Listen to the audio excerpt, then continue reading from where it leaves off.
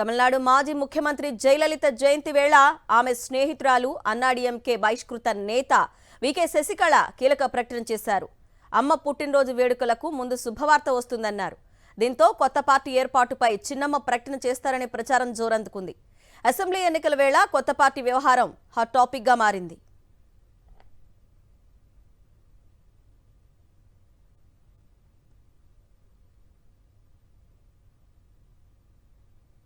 అన్నాడీఎంకే నుంచి బహిష్కరణకు గురైన నేపథ్యంలో శశికళ కొత్త రాజకీయ పార్టీని ప్రారంభిస్తారని గత కొంతకాలంగా ప్రచారం జరుగుతోంది.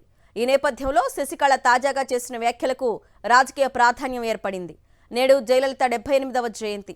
ఈ క్రమంలో శశికళ అన్నాడీఎంకే వ్యవస్థాపకుడు మాజీ సీఎం ఎంజీ రామచంద్రన్ జయలలిత స్మారకాల వద్ద పుష్పగుచ్చాలు పెట్టి నివాళులు అర్పించారు. అనంతరం మీడియాతో మాట్లాడిన శశికళ తన రీ ఎంట్రీ గురించి పరోక్షంగా సంకేతాలిచ్చారు. అమ్మ పుట్టినరోజు సందర్భంగా ఒక కార్యక్రమం నిర్వహిస్తున్నామని, అక్కడ శుభవార్త వస్తుందని వ్యాఖ్యానించారు.